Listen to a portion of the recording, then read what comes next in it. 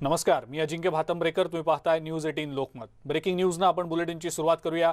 कोल्हापूरसह सांगली जिल्ह्याला काहीसा दिलासा मिळालाय, कारण हिप्परगी धरणातून आता पाण्याचा विसर्ग केला गेलेला आहे. हिप्परगी धरणातून विसर्ग वाढवण्याचा निर्णय घेतला गेलाय.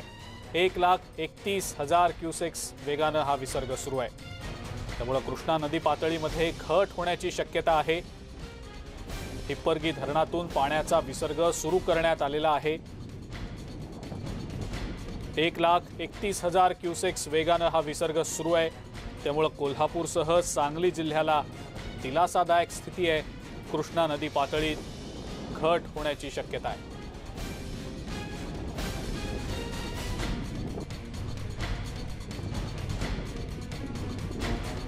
कोल्हापूरसह सांगली जिल्ह्याला दिलासा देणारी ही बातमी आहे. हिप्परगी धरणातून पाण्याचा विसर्ग वाढवण्यात आलेला आहे. 1,31,000 क्युसेक्स वेगानं हा विसर्ग सध्या सुरू असल्याची माहिती मिळतेय. विसर्ग सुरू झाल्यानं कृष्णा नदीच्या पाणी पातळीत घट होण्याची शक्यता आहे. ही कोल्हापूर आणि सांगलीसाठी दिलासादायक बातमी म्हणावी लागेल. कृष्णा नदीच्या पाणी पातळीमध्ये विसर्ग सुरू केल्यानं आता घट होण्याची शक्यता आहे.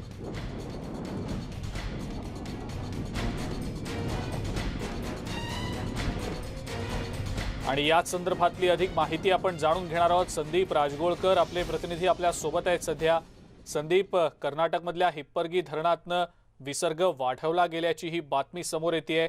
दिलासादायक बातमी म्हणावी लागेल. काय सांगता येईल त्याबद्दल? नक्कीच ही एक मोठी दिलासादायक बातमी म्हणावी लागेल अजिंक्य, कारण राज्याचे जलसंपदा मंत्री जयंत पाटील हे सध्या बेंगलोरमध्ये दाखल झालेले आहेत. काल रात्री उशिरा ते दाखल झालेले आहेत. आणि आपल्याला माहिती आहे की कोल्हापूर जिल्ह्यातल्या अनेक नद्यांचं पाणी हे अलमट्टी धरणामध्ये जात असतं आणि अलमट्टी धरणाच्या पूर्वी हिप्परगी नावाचं धरण आहे. त्या धरणामधून हा विसर्ग सुरू करण्यात आलेला आहे. काल दुपारी साधारणतः 43,000 क्युसेक इतका फक्त विसर्ग होता. पण आता हाच विसर्ग 1,43,000 इतका केलेला आहे. त्यामुळं एकीकडे महाराष्ट्र राज्य सरकार आणि कर्नाटक राज्य सरकारची बैठक सुरू असताना जिल्हा प्रशासनानं कर्नाटकच्या घेतलेला हा एक महत्त्वपूर्ण निर्णय म्हणावा लागेल. कारण हिप्परगी धरणामध्ये जे पाणी जमा होतं ते पंचगंगा आणि कृष्णा या दोन्ही नद्यांमधलं ते पाणी आहे.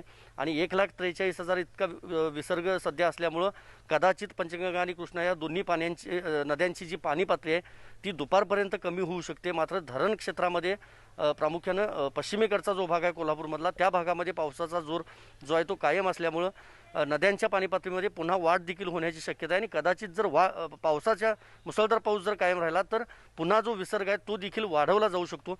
पण कोल्हापूर आणि सांगली जिल्ह्यासाठी ही एक मोठी दिलासादायक बातमी म्हणावी लागेल. बिलकुल संदीप, कोल्हापूर, सांगली, सातारा भागातली सध्याची पावसाची स्थिती नेमकी काय आहे? पावसाची संततधार कायम आहे का? काय नेमकी त्याबद्दलची माहिती? एकतर कोल्हापूर, सातारा, सांगलीचा जर विचार करायला गेला तर पाऊस सध्या बऱ्यापैकी कंट्रोलमध्ये आहे असं म्हणता येईल अजिंक्य. कारण असं आहे की पंचगंगा नदीची पाणी पातळी जी आहे ती सध्या स्थिरावलेली आहे. 33.8 फूट इतकी पंचगंगा नदीची जी पाणी पातळी आहे ती आहे. आणि इशारा पातळी जी आहे ती 39 आहे आणि धोक्याची पातळी ही 43 आहे. कोल्हापूर शहरामध्ये सध्या पावसाची उघडीप पाहायला मिळते. मात्र पश्चिमेकडचा जो भाग आहे, मग राधानगरी अभयारण्य, तिलारी, आंबा, पाटगाव हा जो परिसर आहे जिल्ह्यातला, त्या ठिकाणी जोरदार पाऊस आहे. सांगली जिल्ह्याचा विचार केला तर चांदोली अभयारण्य क्षेत्रात किंवा वारणा धरण ज्या भागात आहे त्या भागामध्ये अतिमुसळधार पाऊस आहे. आणि सातारा जिल्ह्यामध्ये महाबळेश्वर, पाचगणी, वाई तो पश्चिमेकडचा जो भाग आहे त्या भागामध्ये देखील पाऊस आहे. पण सांगली आणि साताऱ्याचा जर विचार केला तर साताऱ्यातला मान खटाव असेल किंवा सांगलीतला जत आटपाडी असेल या भागामध्ये मात्र पावसाचं प्रमाण खूपच कमी आहे. पण वारणा, कृष्णा, पंचगंगा नद्यांचं पाणी पात्राबाहेर आल्यामुळं नदीकाठच्या सगळ्या गावांना सतर्कतेचा इशारा तर देण्यात आलेला आहे. कारण आपल्याला माहिती आहे 2019 साली महापुराचा मोठा फटका कोल्हापूर आणि सांगली या दोन्ही जिल्ह्यांना बसला होता. शिरोळ तालुक्याला देखील बसला होता. पण अनेक गावांमध्ये ग्रामसमित्या तयार करण्यात आलेल्या आहेत. त्यांच्यामार्फत आता सगळं जे नियोजन आहे ते जिल्हा प्रशासनाच्या वतीनं केलं जातं आहे. पण सध्या तरी शहर भागामध्ये किंवा जिल्ह्याच्या ग्रामीण भागामध्ये पावसानं थोडीफार उसंत घेतलेली आहे. मात्र धरण क्षेत्रामध्ये पावसाचा जोर जो आहे तो कायम आहे अजिंक्य. संदीप, येत्या काळात या धरण क्षेत्रांमध्ये जर पाऊस जास्त पडत राहिला, सतत पावसाची संततधार राहिली तर हिप्परगी धरणातनं विसर्ग वाढवण्याबद्दलचं काही नियोजन केलं गेलेलं आहे का? त्याबद्दलची नेमकी काय माहिती आहे? एक तर काल दुपारी ज्यावेळा म्हणजे साधारणतः 12-1च्या दरम्यान अजिंक्य हिप्परगी धरणामधून जो पाण्याचा विसर्ग होता तो फक्त 43,000 क्युसेक इतकाच होता. पण ज्यावेळा पंचगंगा नदीचं पाणी पात्राबाहेर आलं आणि साधारणतः 30 फुटांच्या पेक्षा जास्त ज्यावेळा पाणी पातळी गेली, म्हणजे कृष्णा आणि पंचगंगा ह्या नद्यांचं पाणी पात्राबाहेर आल्यानंतर त्याचा फटका महाराष्ट्रातल्या कोल्हापूर आणि सांगली या 2 जिल्ह्यांनाच बसतो असं नाही, तर बेळगाव जिल्ह्यातल्या चिक्कोडी, रायबाग, आथणी, हिप्परगी धरणाजवळचा जो भाग आहे त्या भागामध्ये देखील याच नद्या पुढे जात असतात आणि त्या भागात देखील पूर परिस्थिती निर्माण होत होती. नद्यांच्या पाणी पातळीमध्ये वाढ होत होती. अनेक ओढे नाले तुडुंब भरून वाहत होते. त्याचं कारण असं आहे अजिंक्य, कोल्हापूरमधली घटप्रभा, ताम्रपर्णी, हिरण्यकेशी, दूधगंगा, वेदगंगा किंवा ही पंचगंगा असेल कोल्हापूरची किंवा सांगली जिल्ह्यातून वाहणारी कृष्णा नदी असेल, ह्या सगळ्या नद्यांचं जे पाणी आहे हे पूर्ण कर्नाटक राज्यामध्ये जातं. कर्नाटक राज्यातून त्या नद्या पुढे वाहतात आणि ओढे नाले असतील किंवा नद्या असतील तुडुंब भरल्यामुळं कर्नाटक राज्य सरकारनं हा एक मोठा निर्णय घेतला. 1,43,000 क्युसेक इतका विसर्ग तर सध्या आहे. पण पंचगंगा नदीमध्ये राधानगरी धरणामधून देखील 1,100 क्युसेक पाण्याचा विसर्ग होत असल्यानं 33.8 इंचांवर 33 फूट 8 इंचांवर सध्या पंचगंगा नदीची जी पाणी पातळी आहे ती आहे. जर 34 फुटांपेक्षा जर जास्त पाणी पातळी गेली तर नक्कीच हिप्परगी धरणामधून पुन्हा एकदा पाण्याचा विसर्ग जो आहे तो वाढवला जाऊ शकतो. पण महत्वाचं हेच आहे की जयंत पाटील आणि मुख्यमंत्री येडियुरप्पा यांच्या बैठकीत नेमकं काय होतं याच मुद्द्यावर आपल्याकडनं संदीप अधिकची माहिती आपण जाणून घेऊया. सुरुवातीला ही बातमी आपण दाखवूया. जलसंपदा मंत्री जयंत पाटील कर्नाटक दौऱ्यावर आहेत. सध्या कर्नाटकमध्ये जलसंपदा विभागाची बैठक सुरू आहे. मुख्यमंत्री येडियुरप्पा यांच्या सोबत ही बैठक सुरू आहे. सोबतीला काही अधिकारी देखील आहेत आणि जलसंपदा विभागाची ही बैठक सध्या सुरू आहे. राज्याच्या भीमा आणि कृष्णा खोऱ्यातून सोडला जाणारा जो विसर्ग आहे त्याच्या माहितीच्या आदान प्रदानासाठीची यंत्रणा आणि दोन्ही राज्यांमधल्या धरण व्यवस्थापन आणि त्यासोबतच आपण जर बघितलं तर पूर नियंत्रणाबाबत संयुक्त आराखडा, कार्यप्रणाली निश्चित करणं आणि अलमट्टी धरणातनं कर्नाटकनं पाणी साठवणं, पाणी सोडण्याचं नियोजन यासह अनेक महत्त्वाच्या बाबींवर या दोघांमध्ये चर्चा सध्या सुरू आहे. संदीप राजगोळकर आपल्या सोबत आहेतच. पुन्हा एकदा त्यांच्याकडे आपण जाऊया. संदीप, आपण मगाशी माहिती देताना सांगितलं जयंत पाटील काल बंगळुरूमध्ये दाखल झालेले होते आणि सध्याची जी अपडेट आहे त्यानुसार येडियुरप्पा, अधिकारी जलसंपदा विभागाचे आणि त्यासोबतच जयंत पाटील यांच्या बैठकीला सुरुवात देखील झाल्याचं समजतंय. संदीप, या बैठकीविषयी काय सांगता येईल? नक्कीच अजिंक्य, 10:30 वाजता ही बैठक सुरू झालेली आहे, 10:35च्या दरम्यान. आणि महत्त्वाचं हेच आहे की काल संध्याकाळीच जयंत पाटील जे जलसंपदा मंत्री आहेत राज्याचे ते बेंगलोरमध्ये दाखल झाले. त्यांच्यासोबत राज्यातले आणि प्रामुख्यानं कोल्हापूर आणि सांगली जिल्ह्यातले जलसंपदा विभागाचे अधिकारी देखील आहेत आणि त्या अधिकाऱ्यांसोबत जयंत पाटील हे बेंगलोरमध्ये दाखल झाले आहेत. बेंगलोरमध्ये CM हाऊस जे आहे म्हणजे मुख्यमंत्री येडियुरप्पा यांचं जे निवासस्थान आहे त्या निवासस्थानी ही बैठक होणार आहे आणि त्या बैठकीला कर्नाटक राज्यातले जलसंपदा मंत्री देखील उपस्थित राहणार आहेत. कारण अलमट्टीचं जे नियोजन आहे ते दोन्ही राज्यांनी मिळून करावं लागतं. ज्या वेळेला 2019ला पूर आला होता त्यावेळेला अनेक समित्या नेमल्या गेल्या, अभ्यास केला गेला आणि त्यातून एकच निष्पन्न झालं होतं अजिंक्य, ते म्हणजे अलमट्टी धरणामधून वेळेत पुरेसा विसर्ग न केल्यामुळं कोल्हापूर आणि सांगली या दोन्ही जिल्ह्यांमध्ये महापुराची परिस्थिती निर्माण झाली होती. फुगवटा तयार होतो. ज्यावेळेला अलमट्टीमध्ये हे सगळं पाणी साठतं आणि अलमट्टीमधून खाली पाणी सोडलं जात नाही त्यावेळेला पाण्याचा फुगवटा तो तयार होतो आणि ते बॅकवॉटर जे आहे ते अगदी शिरोळ तालुक्यापर्यंत येऊन पोचतं किंवा सांगली जिल्ह्यापर्यंत येऊन पोचतं आणि कृष्णा आणि पंचगंगा नदीच्या नदीपात्रामधून पाण्याचा विसर्ग हा होत नाही, पाणी पुढे सरकत नाही, ते उलटं परत. संदीप, मला माफ करा, मी थांबवतोय आपल्याला काही क्षणांसाठी. या बैठकीच्या अपडेट्स आता आपण जाणून घेणार आहोत आणि यासाठी आपण थेट जाणार आहोत. आपले प्रतिनिधी सागर कुलकर्णी आपल्या सोबत आहेत सध्या. सागर, कर्नाटकचे मुख्यमंत्री येडियुरप्पा आणि राज्याचे आपले जलसंपदा मंत्री जयंत पाटील, जलसंपदा विभाग यांची बैठक सध्या बंगळुरूमध्ये सुरू असल्याची माहिती मिळते. काय नेमकी याबद्दलची अपडेट? आपणास माहित आहे की महाराष्ट्र आणि कर्नाटक धरणातल्या पाण्याचा विषय ज्या वेळेस महाराष्ट्रामध्ये खूप मोठ्या प्रमाणात पाऊस पडतो आणि त्यानंतर पाण्याचा विसर्ग भलेही मोठ्या प्रमाणात झाला कर्नाटकमध्ये, तरी देखील आलमट्टी इथे ज्या पद्धतीने पाणी साठवलं जातं आणि त्यानंतर त्याचा बॅकवॉटरचा फुगवटा हा पश्चिम महाराष्ट्रातल्या 2 जिल्ह्यांमध्ये सर्वाधिक फटका देणार आहे. या सगळ्या पार्श्वभूमीवर महाराष्ट्र सरकारच्या वतीने सांगण्यात आलं होतं की भीमा पाणी, कृष्णेचं भीमा स्थिरीकरणाचं पाणी मराठवाड्याच्या माध्यमातून मराठवाड्याला जावं का, दुसरीकडे आलमट्टीची धरणाची उंची वाढवल्यानंतर त्याच्यामध्ये पाणी साठा किती असावा यावरून महाराष्ट्र सरकार आणि कर्नाटक सरकारमध्ये वारंवार मतभेद निर्माण झालेले आहेत. वेगवेगळ्या भूमिका समोर येताना दिसत आहेत आणि चर्चेचा संवाद सुद्धा दिसून येतो. कारण की जर पाण्याचा निचरा योग्य वेळी झाला नाही धरणामध्ये तर मात्र दोन्ही राज्यांना मोठ्या प्रमाणात फटका बसतो ही वस्तुस्थिती आहे. याच अनुषंगाने आज परत एकदा जलसंपदा मंत्री कर्नाटकच्या मुख्यमंत्र्यांबरोबर चर्चा करायला गेलेत. महाराष्ट्रासमोरचे प्रमुख दोनच या बैठकीतले उद्देश आहेत. एक तर ज्यावेळेस महाराष्ट्रामध्ये विशेषतः कोल्हापूर, सांगली, सातारा या भागांमध्ये मोठ्या प्रमाणात पाऊस पडतो त्यावेळेस जर धरणामध्ये खाली आलमट्टी धरणाच्या इथे पाणी साठवलं जास्त गेलं तर पाण्याचा फुगवटा वरपर्यंत येऊन मोठ्या प्रमाणात पाणी पुराचा फटका हा कोल्हापूर, सांगली भागांमध्ये बसतोय. आणि स्वतः सांगलीमधून प्रतिनिधित्व जयंत पाटील करतायत. फडणवीस सरकार असताना देखील त्याच मुद्द्यावरनं सगळ्यात मोठी राजकीय कोंडी फडणवीस गव्हर्नमेंटची झाली होती. कारण की पुराचा फटका आणि त्यानंतर त्यांच्या सरकारवर करण्यात आलेले आरोप या सगळ्या पार्श्वभूमीवर यंदा सुद्धा जर कोणतीही चूक जर झाली तर ती स्थानिक लोकप्रतिनिधीमधून त्यांना सर्वाधिक जास्त फटका देणारी बसणार आहे. याच अनुषंगाने चर्चा केली जात आहे. वास्तविक दोन राज्यांचे मुख्यमंत्री चर्चा करतानाची एक प्रथा आहे पण मुख्यमंत्री उद्धव ठाकरे यांनी न जाता स्वतः जयंत पाटील यांनी पुढाकार घेतलेला दिसून येतोय. आणि आज कर्नाटकच्या मुख्यमंत्र्यांबरोबर चर्चा करून त्यात काही तोडगा काढता येतोय का, नियोजन कशा स्वरूपात करता येते हे देखील चर्चा होईल असं दिसून येतं. बिलकुल सागर, धन्यवाद. सविस्तर माहिती आपण दिलीत त्याबद्दल. आपण पुन्हा एकदा संदीप राजगोळकर यांच्याकडे जाऊया. संदीप, या बैठकीनंतर काही सकारात्मक तोडगा निघतो का या गोष्टीकडे पाहणं अतिशय महत्त्वाचं ठरणार आहे. कारण हे प्रश्न तातडीनं सोडवणं गरजेचं आहे आणि स्वतः जयंत पाटील पुढाकार त्यांनी घेत ही बैठक जी आहे त्या बैठकीला त्यांनी उपस्थिती दर्शवलेली आहे. त्यामुळे आशा करायला हरकत नाही सकारात्मक तोडगा निघेल. नक्कीच अजिंक्य, एक तर सगळ्यात महत्त्वाची गोष्ट पहिल्यांदा एक म्हणजे जो इतिहास आहे तो पहिल्यांदा सांगावा लागेल. एक तर महाराष्ट्र कर्नाटक सीमा प्रश्न अजूनही धगधगतो हे आपल्याला माहिती आहे. पण कर्नाटक राज्य सरकार किती महाराष्ट्रावर अवलंबून आहे किंवा कर्नाटक राज्याचा भाग किती महाराष्ट्रावर अवलंबून आहे हे पहिल्यांदा प्रेक्षकांना सांगावं लागेल. कोल्हापूर जिल्ह्यामधून जाणाऱ्या सगळ्या नद्या, कोल्हापूर आणि सांगली जिल्ह्यामधून जाणाऱ्या सगळ्या नद्या पुढे कर्नाटक राज्यात जातात.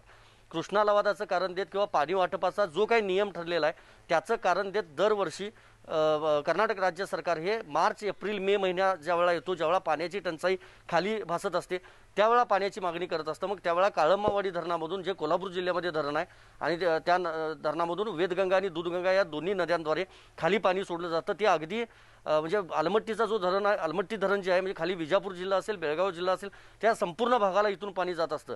त्यावेळेला मागणी करताना कर्नाटक राज्य सरकार काही प्रमाणामध्ये नरमाईची भूमिका घेत असतं.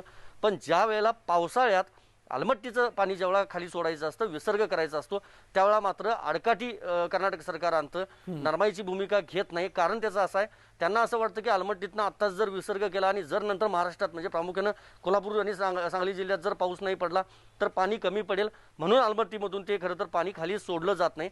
पण ते पाणी सोडणं गरजेचं आहे. त्याचीच चर्चा आजच्या बैठकीत होणार आहे. जयंत पाटील यांनी पुढाकार घेतलेला आहे. 15 दिवसांपूर्वी ज्यावेळेला कोल्हापूरमध्ये एक बैठक झाली होती त्यावेळेला जयंत पाटील यांनी सांगितलं होतं की आम्ही सकारात्मक चर्चा करणार आहे कर्नाटक राज्य सरकारबरोबर. आता तिथलं सरकार जे आहे ते भाजपचं आहे आणि महाराष्ट्रामध्ये महाविकास आघाडी सरकार आहे. त्यामुळे या चर्चेतून काय तोडगा निघतो हे तर बघावं लागणारच आहे. पण निसर्गाला हा वाद मान्य नाही. कारण आता कालही आपण दाखवलं म्हणजे घटप्रभा गोकाक फॉल्स जो आहे तो घटप्रभा नदीवर आहे आणि ती नदी कोल्हापूर जिल्ह्यातल्या गडहिंग्लज आणि चंदगड तालुक्यामधून वाहते अजिंक्य. आणि ती पुढं गोकाक फॉल्स होतो, मोठं पर्यटन स्थळ आहे ते कर्नाटक राज्यातलं. तसंच सेम कृष्णा आणि पंचगंगा या दोन्ही नद्यातलं जे पाणी आहे ते पाणी थेट आलमट्टी धरणामध्ये, हिप्परगी धरणामध्ये जातं, पुढं आलमट्टी धरणामध्ये देखील जातं. इथं बेळगाव जो हिडकल डॅम जो आहे तिथं देखील घटप्रभा, ताम्रपर्णी या नद्यांमधलं पाणी त्या ठिकाणी जात असतं. त्यामुळे कर्नाटक, उत्तर कर्नाटकातली जी काही धरणं आहेत ती धरणं सगळी महाराष्ट्रातल्या नद्यांवर अवलंबून आहेत. त्यामुळे येडियुरप्पा आज या बैठकीनंतर काहीतरी तोडगा सकारात्मक निघणं गरजेचं आहे. आपण आशा करूया सकारात्मक तोडगा निघेल. संदीप, धन्यवाद. सविस्तर माहिती आपण दिलीत त्याबद्दल. यानंतर पुढची आणखीन एक महत्त्वाची बातमी आपण बघणार आहोत. पर्यटकांचं प्रमुख आकर्षण असलेल्या लोणावळ्यातील भुशी डॅम पावसामुळे ओव्हरफ्लो झालाय. दरवर्षी लाखो पर्यटक लोणावळ्यात पावसाचा आनंद घेण्यासाठी येत असतात. परंतु गेल्या 1.5 वर्षापासून पुणे जिल्ह्यातील सर्वच पर्यटन स्थळं बंद ठेवण्याचे आदेश जिल्हाधिकाऱ्यांनी दिलेले आहेत. तरी देखील छुप्या मार्गाने अनेक पर्यटक शासनाचा आदेश झुगारून या पर्यटन स्थळांवर जात आहेत। भुशी डॅम मधल्या या स्थितीचा आढावा घेतलाय आमचे प्रतिनिधी अनीस शेख यांनी। लोणावळा आणि खंडाळा म्हटलं तर लाखो पर्यटक दरवर्षी या परिसरात येऊन वर्षा विहाराचा आनंद घेत असतात।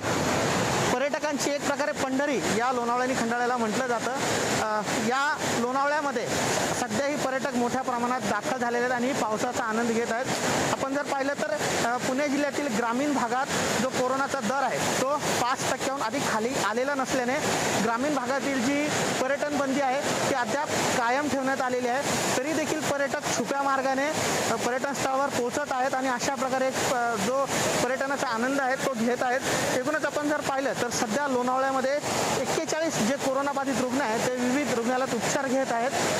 प्रशासन जे आहे त्यांनी या परिसरात येण्यास पर्यटकांना बंदी केलेली आहे, मनाई केलेली आहे, परंतु शासनाचे सर्व आदेश झुगारून जे आहे ते पर्यटक सध्या लोणावळ्यात दाखल झालेले आहेत। सध्या मी लोणावळ्यातील या भुशी डॅमवर आहे आणि भुशी डॅमवर जो पावसाच्या पाण्यात भिजण्याचा आनंद आहे तो या ठिकाणी पर्यटक आपल्याला घेताना दिसून येत आहेत। व्हिडिओ जर्नलिस्ट राज न्यूज 18 लोकमतसाठी अनिश शेख, लोणावळा। आणि याबद्दलची सद्यस्थिती सांगण्यासाठी थेट आपण जाणार आहोत लोणावळा इथं। अनीस शेख आपले प्रतिनिधी आपल्या सोबत आहेत सध्या।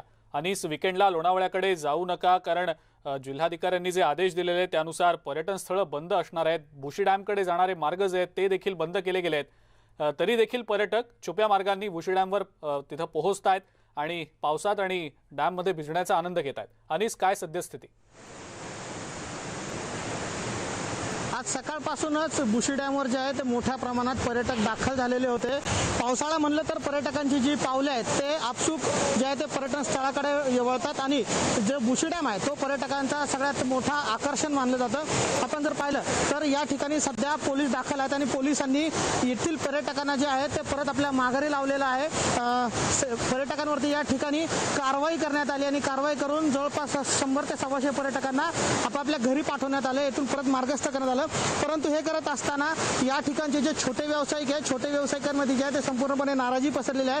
कारण भुशी गाव असेल किंवा रामनगर असेल या दोन गावातील जे छोटे व्यावसायिक आहेत त्यांचा संपूर्ण वर्षभराचा जो आर्थिक चक्र आहे ते या भुशी डॅमच्या इथून जे छोटे मोठे पदार्थ विक्री करून होतात त्यातून त्यांचा प्रपंचाचा गाडा चालत असतो। परंतु सध्या पोलिसांनी या पर्यटकांना इथून माघारी पाठवल्याने त्यांच्यावर आर्थिक अडचणीचा डोंगर पडलेला आहे। मावशी, काय सांगाल, कशा प्रकारच्या अडचणी येतात? आता घरात बसून खायचं काय आम्हाला अडचणी आल्या की आम्ही म्हणतो आम्हाला पण सगळी का चालू केलं तर इथं पण चालू करा सरकारने। एवढंच घरात बसून आम्ही खाणार काय? घरात माणसं एवढी बसून आहेत, पोरं लेकरं, काय करायचं आम्ही माणसांनी? लग्न सरकारने थोडी तरी आमची काळजी केली पाहिजे। हेच आम्हाला सरकारला म्हणणे आहे काहीतरी तुम्ही चालू करा, थोडं तरी आमचं रोजीरोटी चालू द्या। प्रपंचाचा गाडा हाकताना अनेक अडचणी या छोट्या व्यावसायिकांना येत आहेत। दादा, काय सांगाल? तर गेल्या वर्षापासून सगळे दुकानवाले भुशी डॅमवाले सगळे घरामध्ये बसूनच आहे। तर आम्ही खाणार काय आणि पैसे तरी येणार कुठून? कारण कोरोनामुळे घरातला आजार पण बघायचं का घर सांभाळायचं बघायचं तो काय विचार पडतो मग। आणि कॅन्टीन बंद असल्यामुळं आमचा काय व्यवसाय सगळा बंद येतो। मुख्यमंत्री साहेबांना एवढंच विनंती आहे तेव्हा त्यांनी भुशी डॅम पर्यटक स्थळं चालू करावे म्हणजे आमची रोजीरोटी आहे ती आम्हाला चालू करून द्यावी। आपण जर पाहिलं तर छोटे व्यावसायिक जे आहेत ते शासनाकडे आता पर्यटन स्थळ चालू करण्याची मागणी करत आहेत। एकूणच आता या लोणावळ्यामध्ये 41 कोरोना बाधित रुग्ण जे आहेत ते आढळून आलेले आहेत। ग्रामीण भागात कोरोनाचा आकडा जो आहे तो अद्याप कमी झालेला नाही, म्हणून पर्यटन स्थळ जे आहे ते बंदीचा निर्णय शासनाने घेतला आहे। ताई, काय सांगाल? आम्हाला सरकारला एवढंच सांगायचं आहे की आमचं जे भुशी डॅमचं ते पर्यटन स्थळ आहेत, भले मग भुशी डॅम असू, वरती लायन्स पॉईंट असू, कारला लेणी असू, भाजा लेणी असू किंवा खंडाळा असू, लोणावळ्यामध्ये असे पर्यटन स्थळ आहेत की भरपूर लोक इथं पर्यटन म्हणून येतात।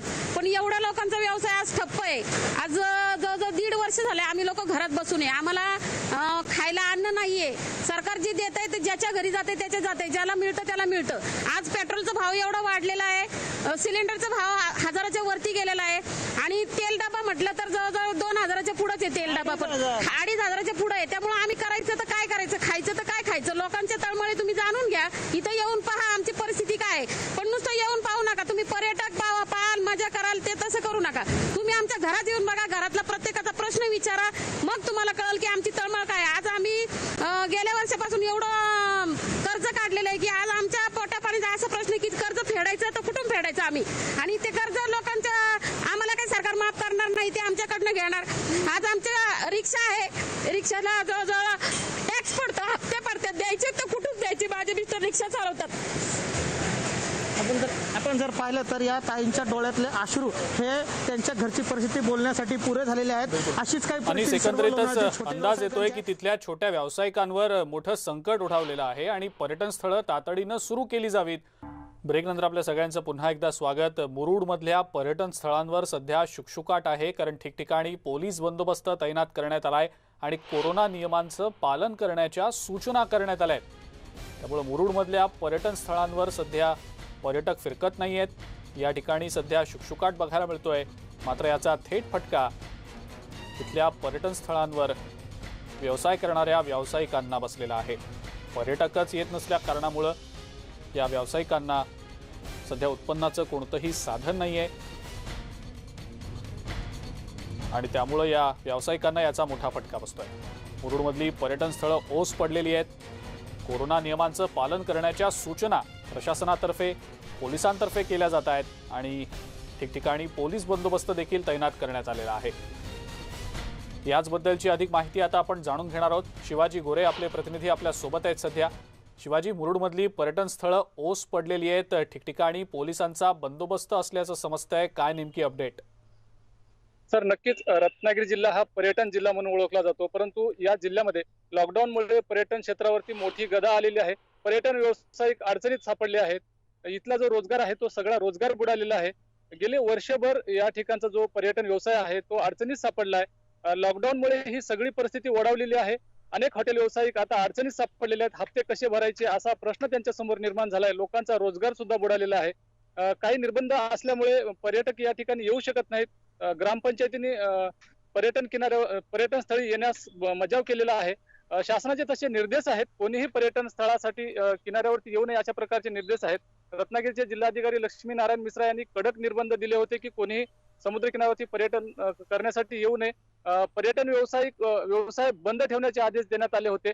हॉटेल व्यावसायिकांना पार्सल सेवा सुरू करण्यासाठी सांगण्यात आलंय.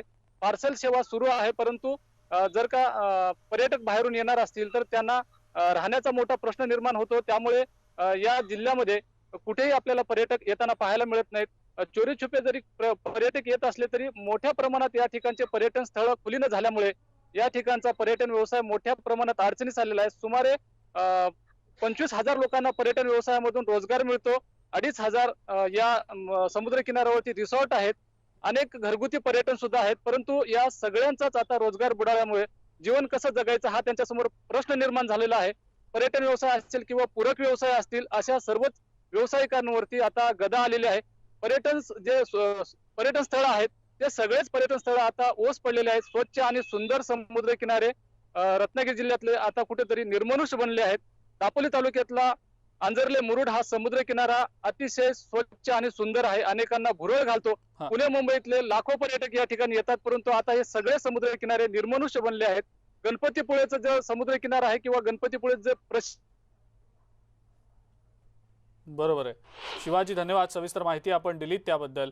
आपण बघितलं मुरुडमधले जे पर्यटन स्थळ आहेत ती ओस पडली आहे सध्या. पर्यटक तिथं फिरकत नाहीयेत, कारण कोरोना नियमांचं पालन करण्याच्या सूचना दिल्या गेल्या आहेत आणि ठिकठिकाणी पोलिसांचा बंदोबस्त देखील आहे. पुढची बातमी बघूया. कोकणामध्ये सध्या सुरू असलेल्या पावसामुळे अनेक धबधबे प्रवाहित झालेले आहेत. निसर्गाचा आविष्कार असलेले रत्नागिरी जिल्ह्यातील दापोली चंद्रनगर इथला निसर्गरम्य परिसर आणि आल्हाददायक वातावरण पर्यटकांना विशेष आकर्षित करत आहे. या ठिकाणी असलेला चंद्रनगर दुधेरी धबधबा सध्या ओसंडून वाहतोय.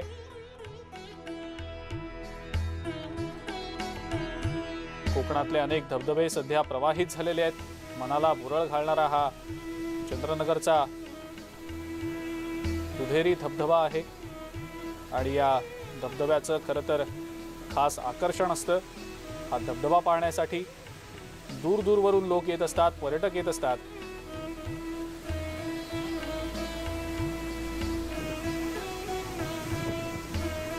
आणि याच ठिकाणावरून सध्या इथली नेमकी काय स्थिती आहे याबद्दल अधिक माहिती देत आहेत आपले प्रतिनिधी शिवाजी गोरे. पुन्हा एकदा आपल्या सोबत आहेत. शिवाजी, कोकणातले अनेक धबधबे प्रवाहित झालेत आणि त्यात जर आपण बघितलं तर दुहेरी धबधब्याचं जे खास आकर्षण सध्या दिसतं आहे, काय नेमकी याबद्दलची स्थिती आहे त्याबद्दल शिवाजी गोरे आपल्याला माहिती देत आहेत. कोकणच्या निसर्ग सौंदर्यामध्ये भर घालणारे धबधबे प्रवाहित झाले आहेत. रत्नागिरीतला निवळीचा धबधबा असेल किंवा चिपळूणचा सवसडा धबधबा असेल, हे दोन धबधबे पर्यटकांचे खास आकर्षण आहेत. परंतु रत्नागिरी जिल्ह्यामध्ये असे अनेक धबधबे आहेत की ते खूप सुंदर आहेत. त्यांचं हे सुंदर रूप पाहण्यासाठी, डोळ्यात साठवण्यासाठी अनेक जण येत असतात, परंतु हे धबधबे दुर्लक्षित आहेत. हा दुधेरी धबधबा आहे, हा चंद्रनगरचा धबधबा आहे. पावसाळ्यामध्ये हा दुधासारखा वाहतो. पांढरा शुभ्र हा दिसणारा, खळखळणारा हा धबधबा निसर्गाचं वरदान ठरलेलं आहे. अशा प्रकारचे धबधबे आपण अनेक ठिकाणी पाहतोय, परंतु या धबधब्याकडे अलीकडे अनेकांचं दुर्लक्ष होतंय, कारण या ठिकाणी येण्यासाठी रस्ता नाही. काटेरी वाट तुडवत यावं लागतंय. दऱ्या डोंगराची वाट तुडवून अशा धबधब्याकडे आपल्याला यावं लागतंय. आणि हे धबधबे जरी पर्यटकांचं आकर्षण ठरले असले तरी या ठिकाणी पायाभूत सुविधांचा अभाव असल्यामुळे अशा प्रकारच्या धबधब्याकडे पर्यटन केंद्र म्हणून जर का पाहिलं, भविष्यात जर का हे धबधबे विकसित झाले तर कोकणच्या निसर्ग सौंदर्यामध्ये पुन्हा भर पडायला वेळ लागणार नाही. शिवाजी गोरे, न्यूज 18 लोकमत, चंद्रनगर, दापोली, रत्नागिरी. ब्रेकनंतर आपल्या सगळ्यांचं पुन्हा एकदा स्वागत. रत्नागिरी जिल्ह्यातल्या खेडमधल्या जगबुडी आणि नारंगी नदीनं धोक्याची पातळी ओलांडल्यानं खेड, दापोली, मंडणगड मार्गावर खेडमधल्या एकविरा नगर येथे पुराचं पाणी साठल्यानं या मार्गावरची वाहतूक विस्कळीत झालेली आहे. पहाटे 2 ते 3 तास हा मार्ग ठप्प होता, तर आताही केवळ मोठी वाहनं या मार्गावरून धोका पत्करून जाताना दिसत आहेत. जगबुडी नदीच्या पुराचं पाणी खेड शहरात शिरायला सुरुवात झालेली आहे. खेड शहरातील नदीकाठी असणाऱ्या मच्छी मार्केटचा संपर्क तुटलाय.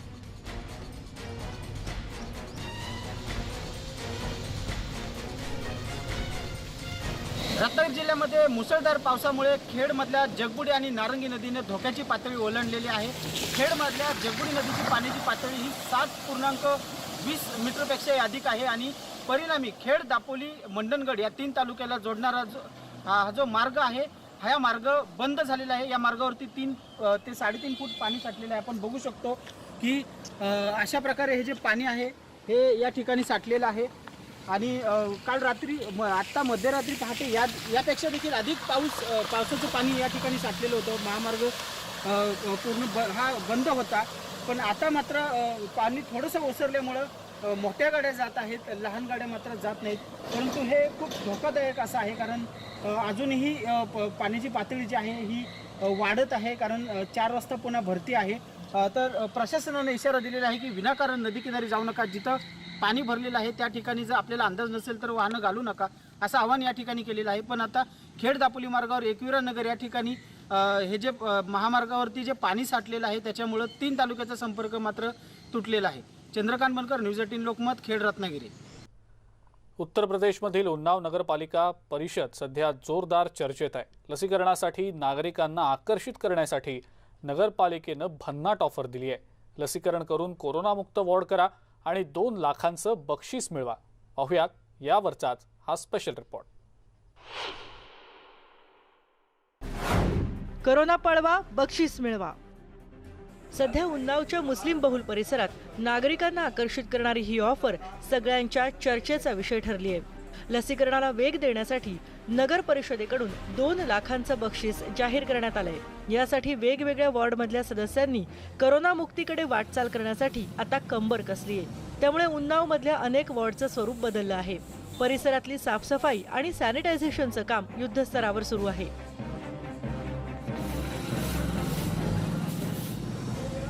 उन्नावमधील मुस्लिम समाजात लसीकरणाबाबत, सॅनिटायझेशनबाबत संभ्रम होता. या समाजातील नागरिक लस घेण्यासाठीही घाबरत होते. त्यामुळे बांगरमाऊ नगर परिषदेचे नगराध्यक्ष इजहार खान उर्फ गुड्डू यांनी अनोखा पर्याय शोधलाय. बांगरमाऊ कोरोनामुक्त करण्यासाठी 2 लाखांचं बक्षीस घोषित करण्यात आलं आणि मग बघता बघता वॉर्डचं रूप पालटलं. प्रोत्साहन के रूप में हमने एक नई पहल करते हुए, चूंकि वैक्सीनेशन के ऊपर ज़्यादातर लोगों का ध्यान कम जा रहा था, इस वजह से वैक्सीनेशन को बढ़ाने के लिए एक उसी निर्माण कार्य को में 2 लाख रुपए का प्रोत्साहन है मात्र.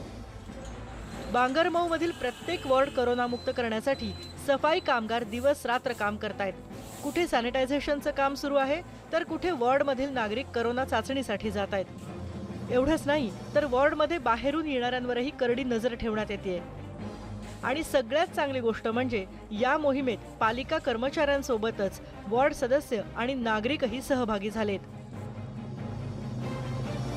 घर घर जाकर के साफ सफाई स्वच्छता के साथ सैनिटाइजेशन का, प्रत्येक घर का सैनिटाइजेशन का कार्य करती है और उस घर में जितने भी सदस्य रहते हैं उनका थर्मल जो है स्कैनर से तापमान मापते हैं.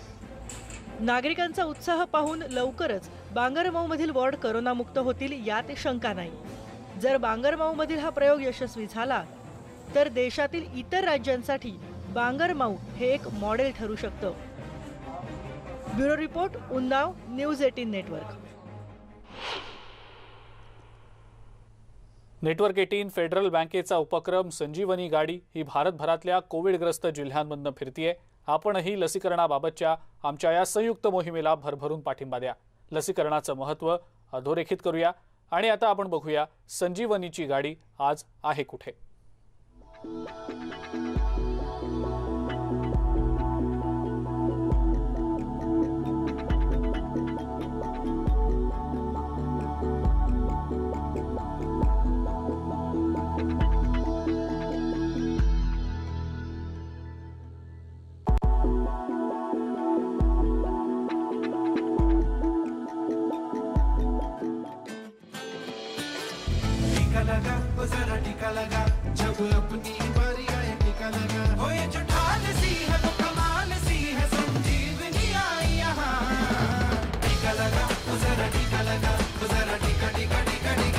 लगाया क्या? नेटवर्क 18 प्रत्येक भारतीयाला कोविड-19ची लस मिळेल याची खात्री करण्यास मदत करू इच्छिते आणि सोबतच लसीकरण जागरूकता वाढवण्यासाठी फेडरल बँक आणि नेटवर्क 18 संयुक्त विद्यमानं राबवत असलेल्या संजीवनी अ शॉट ऑफ लाईफ या उपक्रमामध्ये सामील व्हा, जेणेकरून लसीकरणाबाबतची जागरूकता वाढू शकेल. अधिक माहितीसाठी health expert Apollo 24/7 log on to moneycontrol.com/संजीवनी वर संपर्क करा. आणि या सगळ्या महत्त्वाच्या बातम्यांसोबतच बुलेटिनमध्ये वेळ झाली इथं थांबण्याची. नमस्कार.